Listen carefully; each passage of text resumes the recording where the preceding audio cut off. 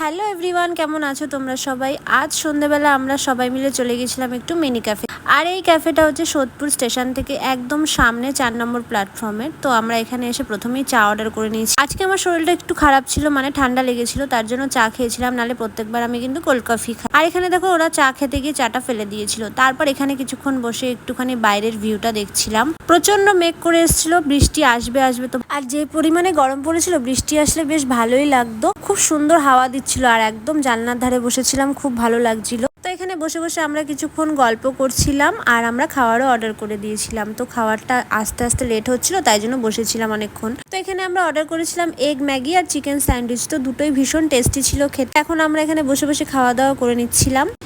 তো এই যে আমাদের খাওয়া দাওয়া কমপ্লিট, এখন আমরা বিলটা দিয়ে এখন সোজা যাব বাড়ির দিকে। আর রাস্তায় বেরিয়ে দেখি স্টেশনে এসে প্রচণ্ড পরিমাণে বৃষ্টি শুরু হয়ে গেছে। আর আমাদের কাছে ছাতা ছিল না, আমরা আটকে পড়েছিলাম, প্রায় অনেকটা লেট হয়ে গেছিলো বাড়ি যেতে যেতে। চলো দেখা হচ্ছে নেক্সট কোনো ভিডিওতে, বাই।